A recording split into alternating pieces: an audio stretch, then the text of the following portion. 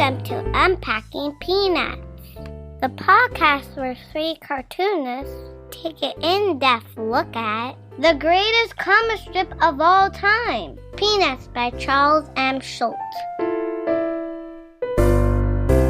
Hey everybody, welcome back to the show. It's Unpacking Peanuts, and we are smack dab in the middle of our new season, Understanding Snoopy. And guess what?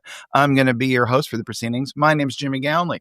I'm also a cartoonist. I did things like Amelia Rules, 7 Good Reasons Not to Grow Up, and The Dumbest Idea Ever. And guess what? You can read all my new comics over on Substack, gvillecomics.substack.com. Joining me as always are my pals, co-hosts, and fellow cartoonists. He's a playwright and a composer, both for the band Complicated People, as well as for this very podcast. He's the co-creator of the original comic book price guide, the original editor of Amelia Rules, and the creator of such great strips as Strange Attractors, A Gathering of Spells, and Tangled River. It's Michael Cohen. Say hey. And he's Michael Cohen in stereo. We didn't plan that. And he's the executive something. He's the executive producer and writer of Mystery Science Theater 3000, a former vice president of Archie Comics and the creator of the Instagram sensation Sweetest Beasts. It's good old Harold Buchholz. Say hey. And making sure everything goes smoothly and keeping us out of trouble is our producer, editor, and current troublemaker, Liz Sumner. Unbelievable.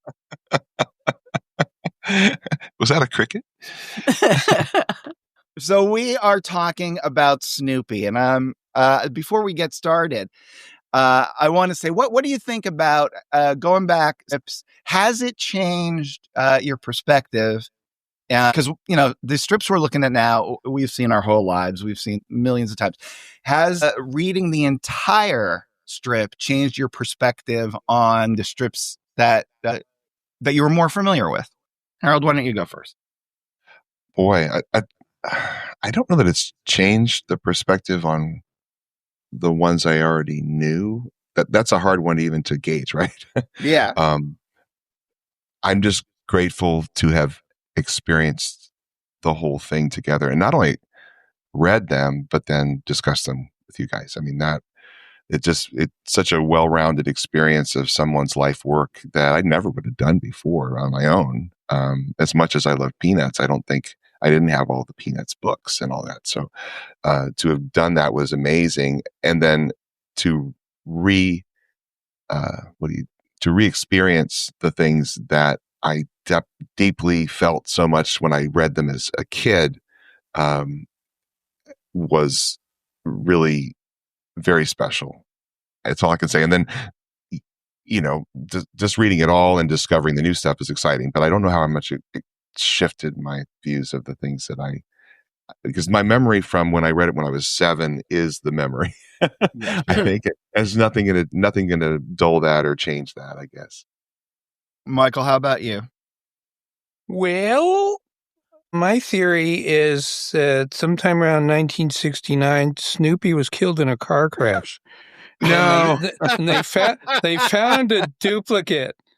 And so there's actually 2 Snoopies. Oh my gosh. No. Hang on. We need to publicize this theory immediately. He's wearing a black collar. If you read them backwards, there's clues. Poor No, Snoopy. my answer is noted to Jimmy. Reading these again, this is the Snoopy I know.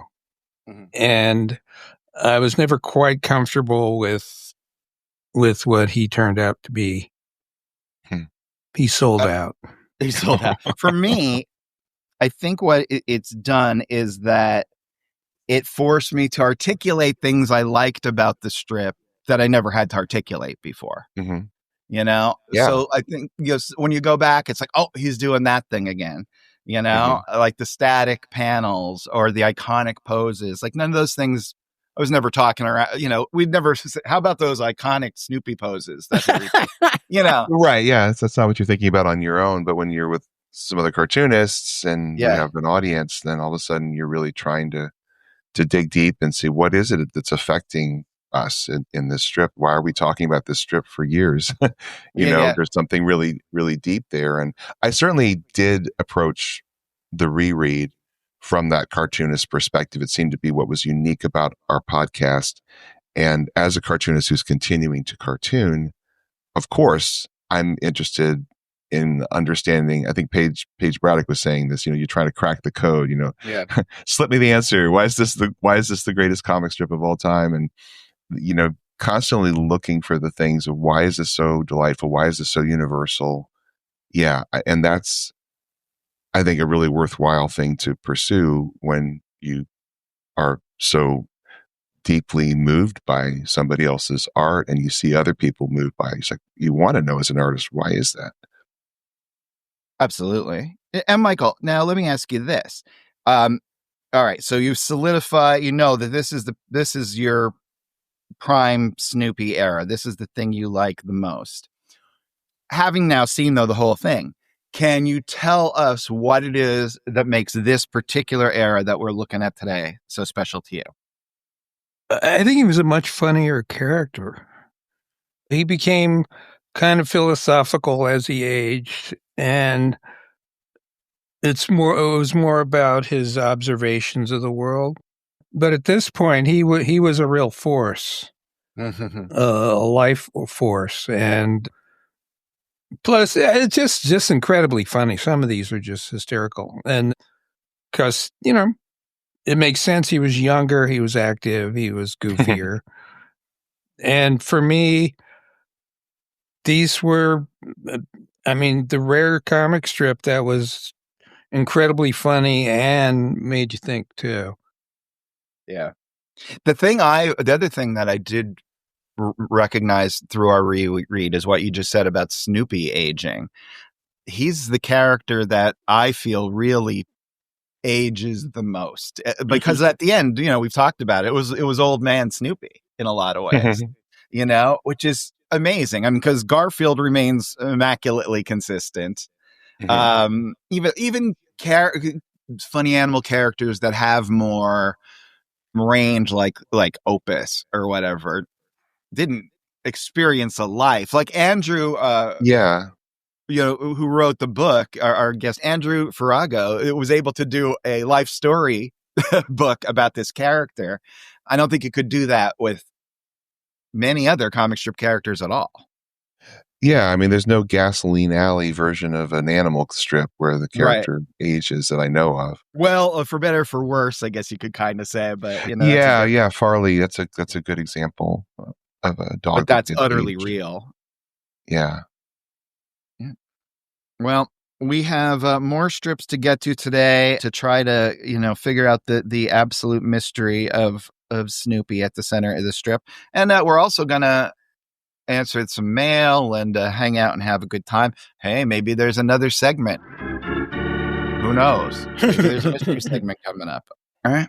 So, but before we get to reading those strips, if you want to follow along with us, there's a couple things you need to do. Why don't you go over to unpackingpeanuts.com and sign up for our newsletter. You only get one a month, but it'll give you a heads up about what we're going to be covering as we move forward. It's even more important now that we're outside the reread and we could go willy-nilly wherever we want. It's madness. So you're going to need that newsletter to let you know. Hey, if you want to get in touch with us or anything like that, why don't you give us an email? We're unpackingpeanuts@gmail.com, or you can even call our hotline, which has been gathering dust lately since the rewrite's over, 717-219-4162. So with all that said, how about we hit the strips? Yes. May 1st, 1963. Linus and Snoopy are outside. Linus is holding a stick, and he says to Snoopy, "Some dogs are fun to play with. Some dogs chase sticks when you throw them." And he throws the stick, and Snoopy watches it sail over his head.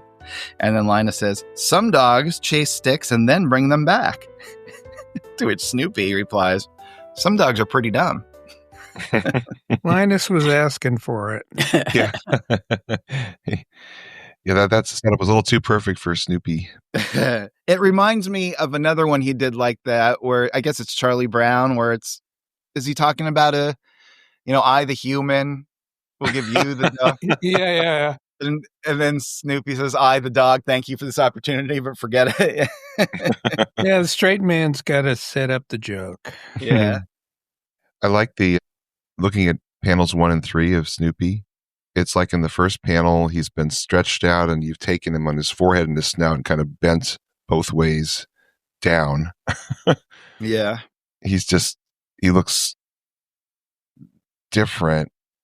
It's almost like visually Snoopy is, I wouldn't know if you say it's kind of this deadpan taken aback by what Linus is saying. Yeah. It's really subtle, and then he's kind of recoiled back into his regular position for the third panel, like it's no longer surprising him or whatever. So I tried to apply some Schultz thinking to some recent cartooning of mine. Mm-hmm. So I do this comic strip called Arrowheads for the Boy Scouts. It's for their Cub Scout magazine.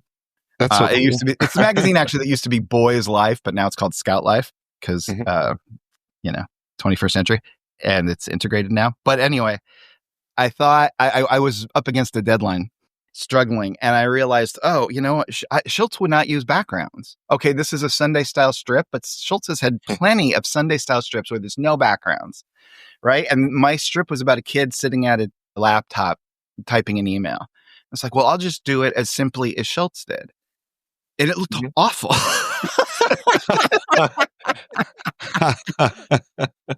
It just looked awful. Wow. I don't even know. Like, you don't even understand.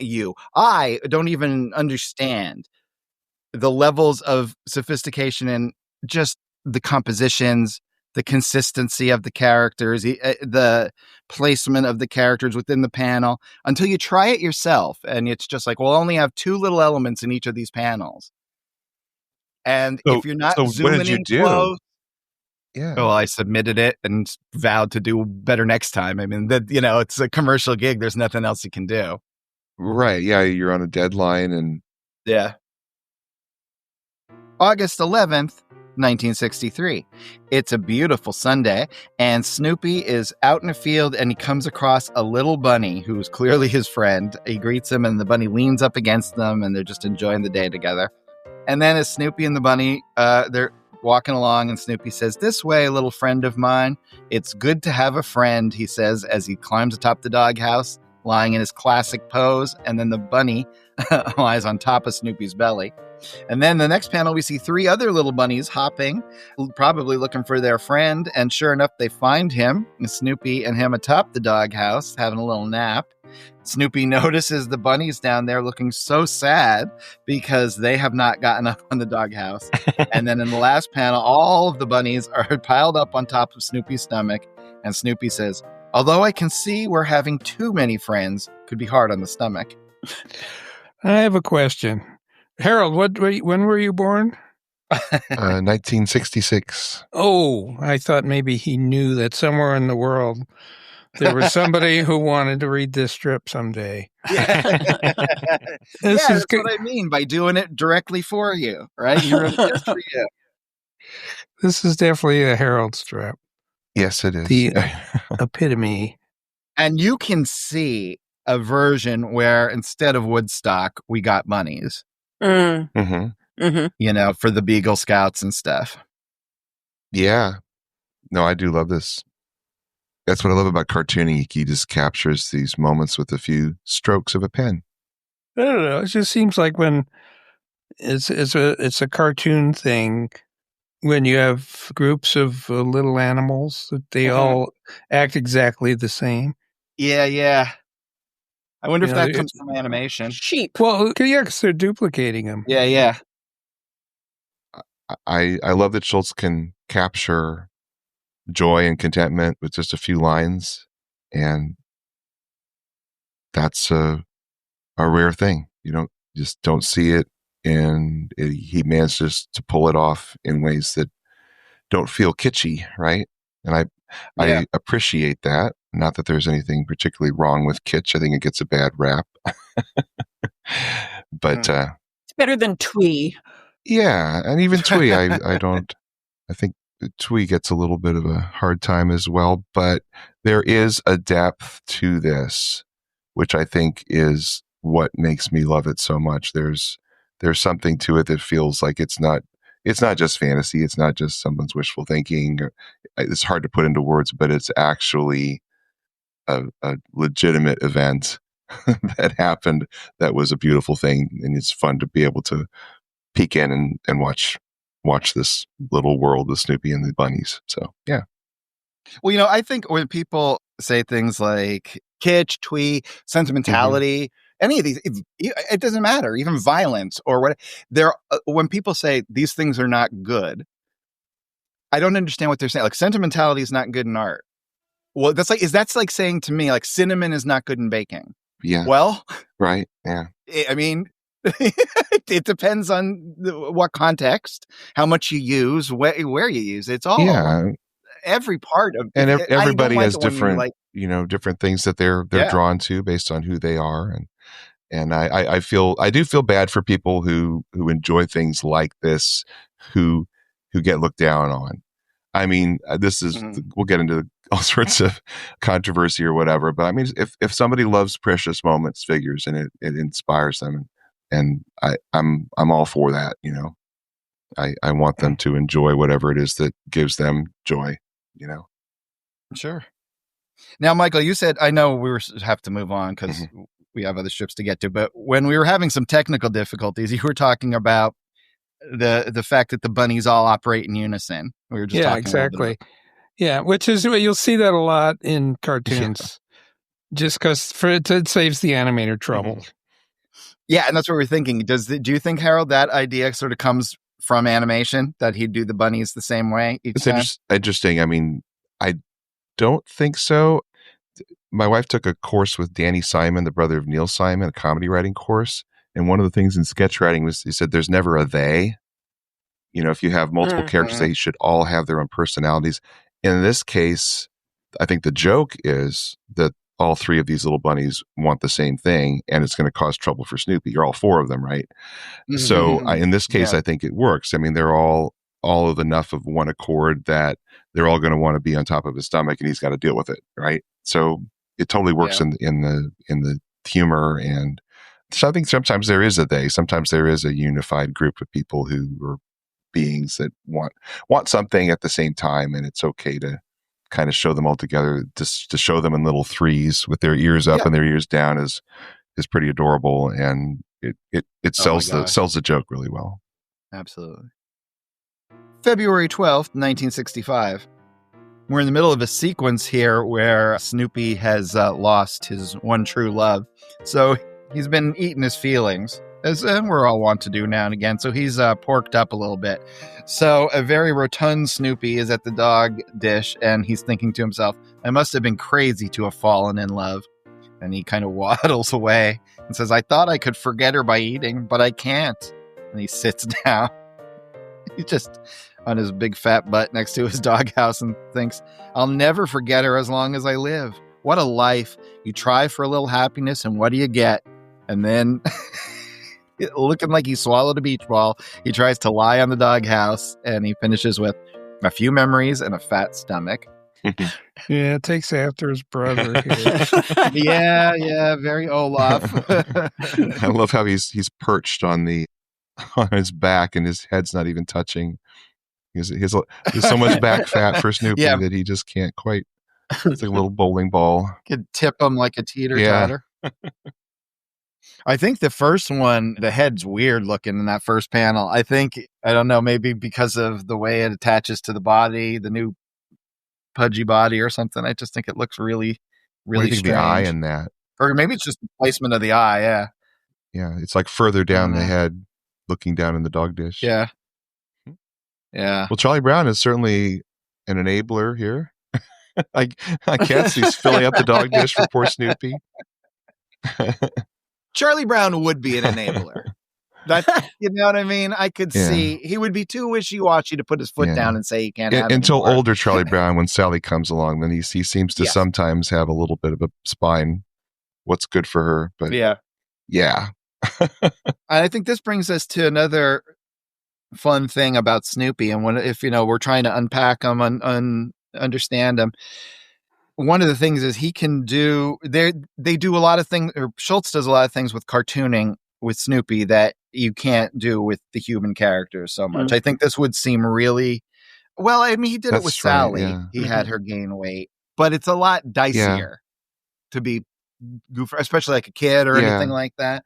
But it gives him a lot more freedom to be able to do these kind of things because Snoopy's like part dog and like part like middle-aged guy anyway. So it's not, you know. Yeah, it's interesting. He made the choice when Snoopy is the bowling ball stomach and back on the fourth panel on top of the doghouse that he opts not to draw the tail. So it's just that round outline. You don't have that little tail protrusion to kind of take away from the humor of the visual. Oh yeah, that would have been disastrous. Because what would it have looked? It would have looked like. Oh yeah, it would have been really disastrous. All right, moving along. June 28th, 1965. This is another sequence. This is where Charlie Brown has decided that if his baseball team would just grit their teeth and bear down, they would start winning some games. And it has been panning out in this game so far, anyway. And Charlie Brown is the manager, and he's talking to Snoopy, who's up next. And he says, "All right, Snoopy, this is the last of the ninth. We need one run to tie up the game. I want you to go up there with teeth gritting determination and get on base. Let's see you grit your teeth." Snoopy does. And Charlie Brown says, "That's fine. Keep gritting your teeth and you'll get a hit." And Snoopy goes up with his teeth gritted wildly, thinking, "I feel like a fool." Great cartooning. Now, another thing he does with the cartooning, when we see Snoopy being a dog chasing rabbits or whatever, we see the rounded canine-looking teeth. But now that he's gritting his teeth, you know, as a baseball player, they're human-looking teeth. No, these last two, it's like the sight gag. Yeah. It's just laugh out loud funny. I don't think I've ever seen. I think that what makes it work for me, I don't know if you guys think this is, usually when you grit your teeth, for whatever reason, your eyes look kind of angry. But since Snoopy's doing it on command, he's got his little laid back eye with the grit, and I think that's what makes me laugh because he's not into it. He's just following the rules here. Right. Yeah, just the pure psych egg of it. I mean, really, really good cartooning. And I also like how Charlie Brown has his fist there, like, yeah, that's fine. Keep gritting your teeth. January 5th, 1966. Snoopy is atop the doghouse with one of his bird friends, a proto-Woodstock, but definitely not Woodstock. And the bird is chirping away, and Snoopy says, "This guy bores me to death. He's always talking about all the worms he's caught because he gets up so early in the morning." The bird's just chirping away. And then Snoopy just kicks the bird off the side of his doghouse and then lays down and thinks to himself, "Score one for the worms." Yeah, I wanted to emphasize that the birds were a big part of the strip before Woodstock came along. Yes. And it's interesting, you know, with the ones you chose today, that we see the group of bunnies that seem like the proto Beagle Scouts. And then we see this bird, which is like a proto Woodstock. And it feels like he's trying to get them to get, like, he likes so much of that bunny thing, but it's not quite clicking for whatever reason. And the birds are good, but that's not quite the design. And it has to just be this slow refining process till he gets it to what it needs to be. But he gets the chirping. But he's got the chirping, little lines. But I think he decided a small, you need a tiny bird to make these. Yeah, that is work. a great point. Panel 3 is a classic. If I were drawing this, I would not think to have this massive amount of white space around the bird and Snoopy. And Snoopy is like hovering over the doghouse about 6 inches off of it as he kicks the bird. And visually, that is just so funny. And I don't think I would have thought to do something like that. And I love that he still has that, just the two little lines that depict the edge of the doghouse down in the lower right corner attached to the border panel, and everything else is just floating in white space. It's great. Yeah. And the sound effect is just the right size. It's,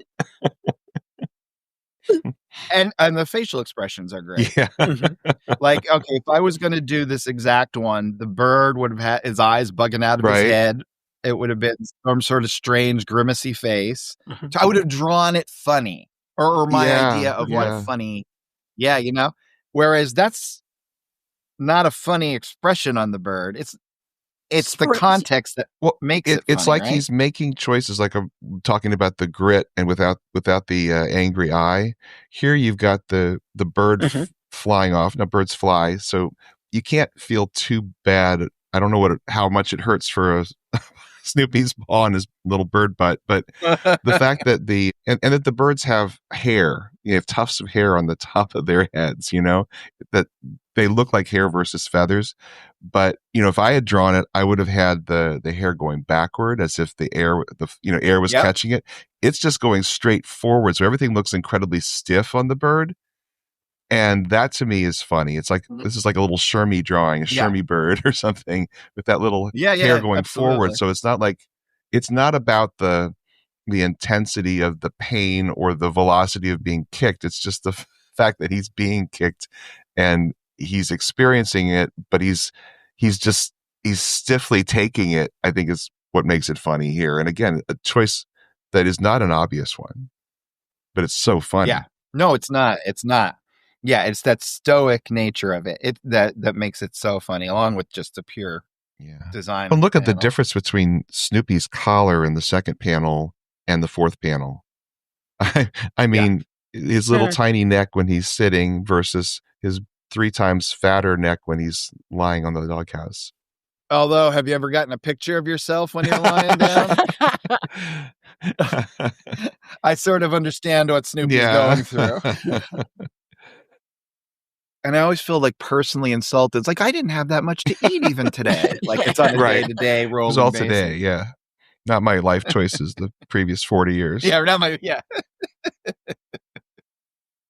May 8th, 1967, Snoopy's standing on the street corner passing out some handbills, and Linus just walks right by, doesn't even notice. So Snoopy, again, boots him.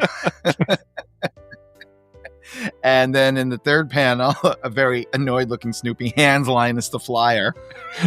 And then Linus reads it, and this is Be Kind to Animals Week.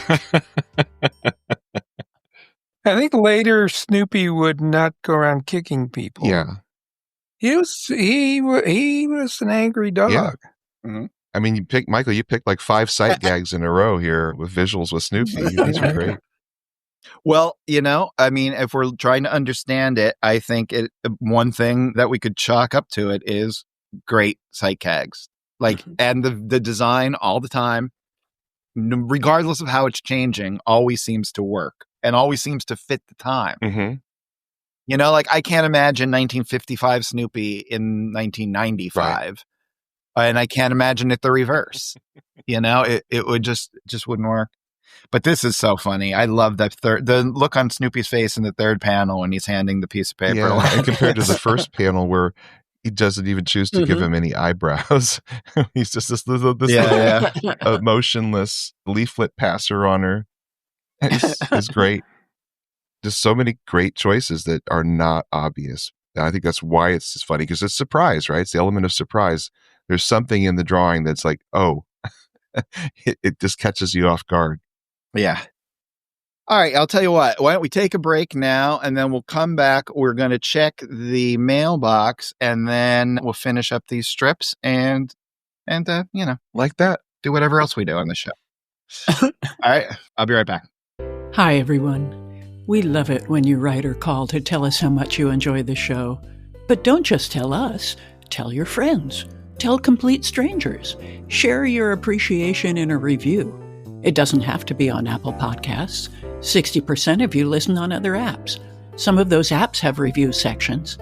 Think of all the poor Peanuts fans out there who haven't found us yet. There are review instructions on our website at unpackingpeanuts.com/spread the word. All right, we are back. Now, guys, how do you feel about our chances of trying a timed Encyclopedia Britannica Peanuts quiz? Think we can do it? There's only 10 questions. Oh, my. Okay.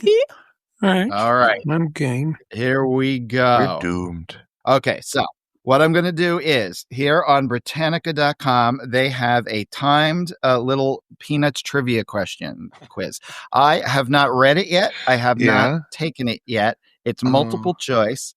So we're going to see as a group how we can do. Why must I be put through such agony? Well, it might be expert level. It might be ridiculously simple. So anyway. Okay. All right. So here we go. In 5, 4, 3, 2, 1. What kind of dog is Snoopy? Beagle. Boom. One right. Hooray. Oh, we got those 250 points because we got that in 5 seconds. Come on, the All right, clock's running. The clock is, well, no, it pauses between. Oh, so we're good. Here we go. Next. What character always carries a blanket? Linus. Linus. Okay. All right. Maybe I should have checked these questions ahead of time. Come on. All right, here we go. Next one. In what year did the first Peanuts comic strip run? 1950. Oh, dear. Yeah, all right. Here we go. Next one. Next one. What is Charlie Brown's sister's name? Sally. This is not a difficult quiz. Which of the following is not the name of one of Snoopy's siblings? Spike, Andy, Belle, or Frank? Frank. When did Woodstock first appear in the comic strip? 1967, 1986, 1950, or 1951? 67. No. We have to put no, in a no, formal complaint. The unnamed bird. It was Woodstock. No, we just ran out of time because I didn't hit the button right. Okay. Which character is obsessed with the Great Pumpkin? Linus. That would be Linus. Which character plays the piano? That'd be Schroeder. And the final one is, about which of the following holidays was there a Peanuts television special? Valentine's Day, Christmas, Halloween, or all of the above? We did it, guys. Well, Wow. I think we should cut that segment. We got 2,560 points. That's not shabby. So That's amazing. So if you want to play along, you can't. It's over. All right. So I am hanging out in the mailbox, though, Liz. So I got anything? We do. Let me see. We heard from super listener John Marullo, who says, several times in the first Snoopy episode, Old Snoop is referred to as the greatest comic strip character of all time. But we have already determined in many earlier episodes that the greatest character in Western literature is Linus. If the American comic strip is to be considered part of Western literature, then we have a contradiction. Nope. We're doomed. Is Snoopy then the greatest comic strip character other than Linus? Or is Snoopy only the greatest character in a graphic sense? I believe. People change. I said that Linus is the most complicated. Complicated. Complex. That's my memory. Yeah. But John, maybe you can find some spots where we said otherwise. But that's my memory. I think he was my favorite character during this period. But yeah, over the course of the strip, he kind of fades out. So yeah, that is true. So we're going to stick with Snoopy despite our apparent contradiction there. Sure.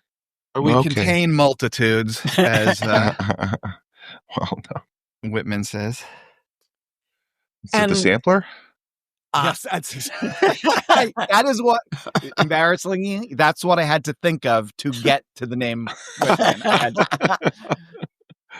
So that pause is me. The name of the candy is Whitman Sampler. And the secret is stay away from the cherry cordials. And leave that for the someone Jordan else. almonds.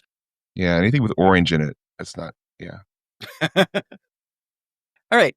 Paul Hebert writes, I really enjoyed the first Snoopy cast, and I'm looking forward to being along for the ride as you look at Schultz's work from new angles and with the insights that came out of the great reread. I'm curious about two things. How are you going to deal with Woodstock in this arc of episodes? It's hard to talk about Snoopy without Woodstock. Same with Peppermint Patty and Marcy. The sidekicks help define the more attention-grabbing character.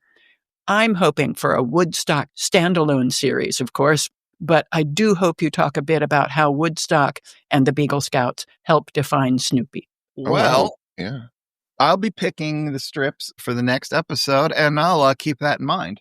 And we're all Woodstock fans here, so I think that's a good idea. Well, you could totally do an understanding Woodstock. Woodstock's also a pretty complex character. Schultz is that way, you know. There's aspects of Woodstock that I think surprise throughout the years.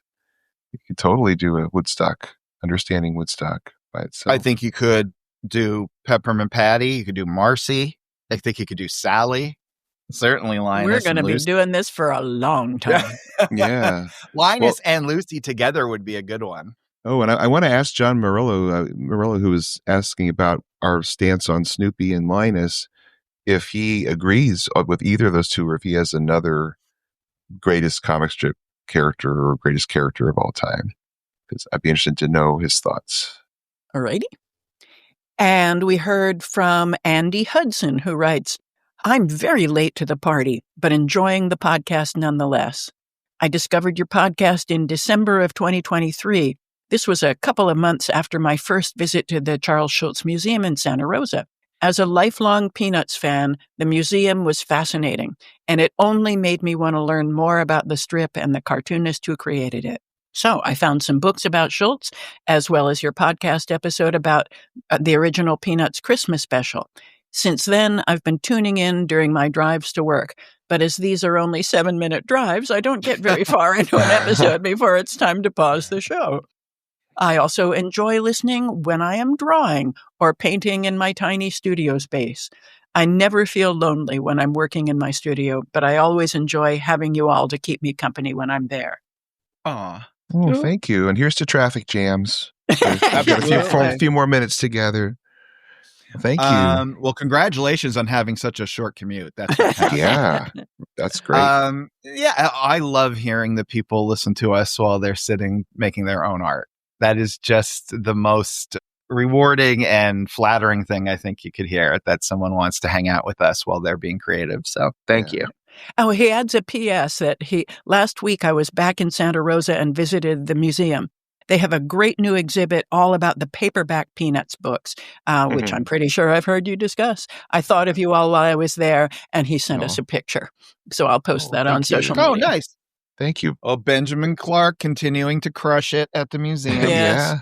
I want to get out there. I want to see these things. Oh, it would be fun to be there. Yeah, we got to make that happen. Yes.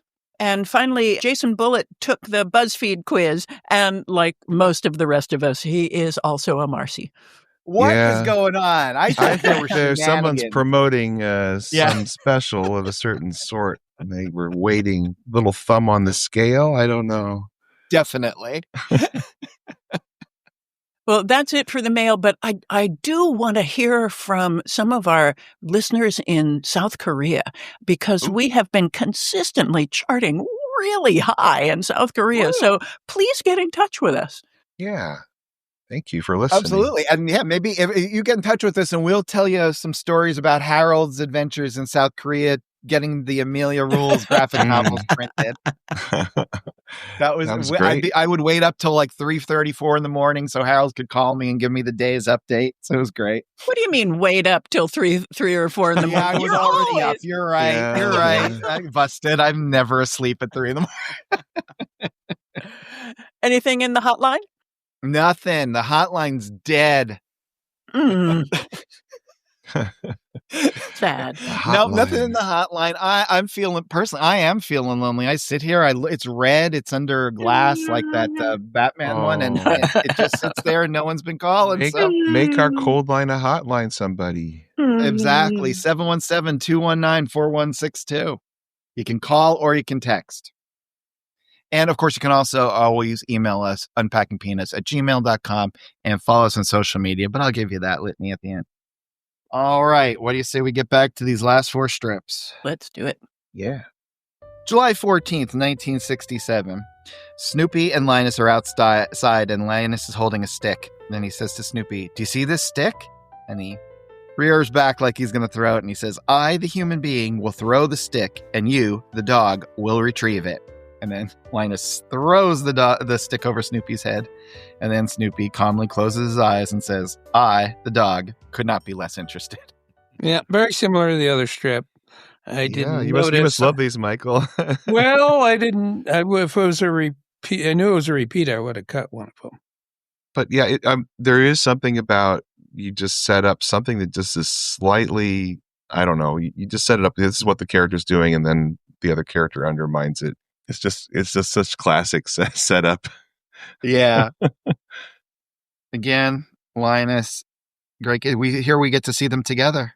The most complex and the greatest character. Yay. Boom. Yeah. And greatest stick ever drawn. Great stick. Now, could you imagine if in that second panel, if Woodstock was in the panel with Snoopy? Like just to get the idea of scale, he would be so tiny. There is something very pleasing about small drawings. Yeah. You know? Yeah. I get to draw in the books that I sell, when I go to events, and I just have a little corner. Jimmy is smart. He's designed his first page sometimes for him to draw in a space. I didn't do that. So I've got this little corner in the upper right. And so I'm drawing this little lion who's probably less than an inch tall, but it's so satisfying to draw it and then show it to people. And they're like, oh, I got my own little tiny cartoon sketch. I like your pairings, Jimmy. I love reading your books and finding out what to drink with them. Yeah, you got what beverage and what snack or what song to listen to while you're listening or reading my comic. Yeah, your books have all the accoutrements. Yeah, but anytime I do anything like that, now I have to do it. Now it becomes a chore. Yep. I will tell you what has driven me crazy for 3 years of this podcast. That absolutely no one, probably not even you three, care about at all, but it drove me nuts. I write the little descriptions that no one reads about what each episode is, and each one ends with plus and then some little thing. Adding that plus for the last 80 episodes has driven me. I ended it at the finale of the reread. Oh wow! And I felt so freed. It's the same way with the pairings in the comic. It's like, oh, I have to think of these again. Well, I must say those are clever. Whenever I was building out the newsletter, getting to read those, it was like reliving highlights of the thing we recorded together. So thank you for that. My favorite thing is finding one thing one of you guys said and pulling it out as the title. That's the hard thing. To find one thing that you guys said that was of interest. No, that's not what we meant. I wonder if anybody listens to those things I put on after the credits. The tag at the end of the credits? Yeah. I always do. I mean, Mystery most Science people Theater turn things off tag, at the credits. Yeah, for those of you who've never gotten to the end, Liz has recently been popping in a certain line. I've been doing it for 185 episodes. Well, that's recent. In the Peanuts world, 75 years. Yeah, right. Yeah, those are fun. You never know which thing might be a callback. But on Mystery Science Theater, I really loved that they would pick one little 2-second shot or 1 second shot from the movie at the end after you. So you'd have to stick all the way through the credits. So for those of you who have never experienced Liz's stingers, you gotta some of them are very good. Follow all the way through. March 14th, 1968. This is another sequence in which Charlie Brown has elevated Snoopy to the role of manager on the ball team. And Lucy has just found this out, so she yells at Charlie Brown, "Manager? That stupid Beagle is going to be our new manager? Nothing doing. And then, of course, Snoopy boots her in the butt again. Michael was feeling violent when he picked these. He loves a good boot. I think it's hilarious to kick people in the butt. And then in the last panel, Snoopy says, "We baseball managers don't stand for any back talk." Wow. I'm redundant. Three boots. With a little tongue sticking out for Lucy. Oh my God. The tongue is what puts it over the top. Yeah. And the arms raised. I mean, it's so classic. There's no point of contact. You just see, again, they're just floating in white space. I love it. He's so good at this. Yeah, and you know what? Like you said, like you don't know how hard it is with Snoopy's paw hitting or whatever. Mm-hmm. And what it is the way he gives. It's more of a surprise. Yeah. You know what I mean? Like, I can't believe the dog just kicked. That kind of feeling. Either Right. whether it's the bird reacting or Lucy. Yeah, and those little weird rounded stars for pain that he does, the dating game stars. I love Lucy's giant mouth too. Yeah, right. Yeah, I guess the rounded stars that means it was a dull pain. Yeah, dull pain. Yeah. February 10th, 1969. Snoopy is playing hockey. He's actually the goalie, and he's saying, "Here's the world famous hockey goalie guarding the net." And then Linus comes up making a play on the goal, and Snoopy just launches at him, swinging the hockey stick above his head, screaming, "Ugh!" And Linus, of course, drops his stick in sheer terror. And then Snoopy calmly stands there and says, "Nobody scores." Yep, 60s. The violent Snoopy was the highlight of the 60s. I'll tell you what, I love the little detail that he has the tape on the hockey stick. That's like it's interesting. I mean, there was definitely hockey in Peanuts, but Schultz loved it so much.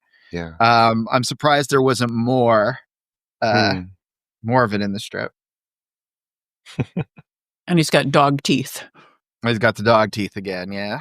Yeah. Those are great. A little rounded. They're all of a piece, right? There's no connector to the top of the gums. That's great. So good. I love his winter landscapes too. Yeah. Those bleak little trees in the upper corner of panel 2. Yeah. November 16th, 1969. It's a Sunday, and Snoopy, the world-famous writer, is atop the doghouse, and he's getting set to type away. And on tier 2, he starts. It was a dark and stormy night. Suddenly, a shot rang out. The door slammed. The maid screamed. Suddenly, a pirate ship appeared on the horizon. While millions of people were starving, the king lived in luxury. Meanwhile, on a small farm in Kansas, a boy was growing up. And Snoopy silently reviews his writing and then writes, Part 2. And then in the last line, he says, in Part 2, I tie all of this together. Cheesy grin. Now, this is what he does a lot in later years, where the punchline is he's talking to the reader. Mm-hmm. Yeah. And there's something, I don't know, how do you guys feel about this? When Snoopy looks at you, breaks the fourth wall, is there like this little electric moment for you reading it? It's like, oh my gosh, he's addressing me. Yes, absolutely. No, it brings you in, and this is something worth thinking about. I don't have an answer for this. Theoretically, breaking the fourth wall should destroy the reality of the strip, right? Because it's acknowledging a reader, right? And if you do it wrong, it does. Yeah. But if you do it right, it invites the reader in as if he's a co-conspirator. Yes. I mean, you did this in Amelia Rules all the time. Yeah. She was, I mean, from the get-go, Amelia is addressing the audience. Yeah. And I think it's an incredibly powerful thing. The connection that you feel to the characters is, I think, a lot more personal when they're confiding in you. Yeah. I understand why some people don't consider it appropriate for a style of art. It's very blatant in that one, but look at the one before. He is not addressing the audience in the hockey one. He's thinking to himself. Yep. Yes. And that's funny too, because you could read it. You'd have to go out of your way to read it, like that we're in on it with him. But if in the last panel he was smiling, big toothy smile, it wouldn't be as funny. Looking out at the Why? Why wouldn't it? It wouldn't be, but why? Well, I don't know, but it seems to me he picked up on this and used it a lot. Yeah. In later years, but I don't remember him using it very much before that. Yeah, when I was doing, I keep bringing up Sweetest Beast, but he's influenced me in so many ways, particularly since we started recording this stuff, because we're steeped in Peanuts, and I made it a very conscious decision that in my mind, when I'm drawing these little characters, they are cartoon characters. It's not a lion. It's not Yeah. real life lamb. These guys are cartoon characters, and in their world, and they're living their life, and they're fine being cartoon characters. But because they're cartoon characters, in my world, they have an audience, and we are the audience. And every once in a while, they'll turn to us and address us. And again, I've been referring to Mystery Science Theater, but the same deal. It's like, the little puppet shows or Romper Room or whatever. If you grew up where or Mr. Rogers, they address you directly, and it is super powerful. It's a connection. Mystery Science Theater, the sketches, the characters are basically pointing toward the camera, and either they're talking to the mad scientists that are forcing them to watch these bad movies, or they're talking to us. And we, again, we're in on it. And I love that. And I hear from people all the time with Mystery Science Theater that their bond to those characters is way greater than if they had done everything identical in the show, except we were looking through a world where they never break the fourth wall. And I think it's absolutely the right decision for that show. I think it's absolutely the right decision for Schultz. He knows how to maximize experience when you read the strip. He's just a master at it. I think he was constantly studying and trying to see how he could have an impact. And like Michael said, he broke through to something that was in his arsenal of humor and connection, and he used it then on. Okay. Let's just, before we wrap this up, let's try to pinpoint this a little bit. So if we compare the nobody scores where he's thinking to himself, and in part 2, I tie this together where he's talking to us. The difference could possibly be we see Snoopy do something, notable, exciting on the hockey ice, right? And then he says the nobody scores is just to him. So in that, we're seeing something true about Snoopy. He wasn't doing that to perform for us. He feels that nobody scores. That's true. Where in this one, he's actually kind of, in the writing one, he hasn't done anything successfully yet, right? So he's looking at us like, almost like, don't worry, I'll tie all this together in the last one. Yeah. So that's also a way of seeing inside him, but in a way that would maybe be impossible without him talking directly to us. Because if he was saying that to himself, that makes no sense, right? Well, yeah, I mean, the hockey one, you've got those classic little slanted eyes of what do you call that? It's this, what's the adjective to describe Snoopy's indifference? No, it's more than that. It's almost like pride, or it's like hubris almost. Hubris. Yeah, I think that's so there's something in it where he's self-content, proud of himself. He has a high opinion of himself, and the best way to do that are those two little slanted lines, and then if the eyes are closed, how does he look at us? You can't have both. But in the other one, he's writing for an audience, so he could speak to the audience. Yep. Yeah, that's interesting. Yeah, he is something that's supposed to be shared with others, and it is being shared with us, and that's the kind of the magic of it. It's like, oh man, he knows we're here. Yeah. That's kind of magical, and we don't do it a lot. But I definitely chose to do that a lot in my strip, and I find it incredibly satisfying to every once in a while let the characters. I mean, because the characters are looking at me too, right? While I'm drawing it. Yes.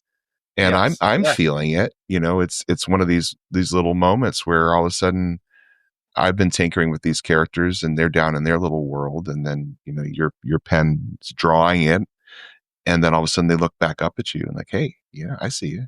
You're something really special. Well, as long as we're talking about our own work, boy, my new book I'm serializing, In the Real Dark Night, there's not a fourth wall, there's not a third wall, there's no walls at all. Like each. The writers talking to the characters talk back out to the readers.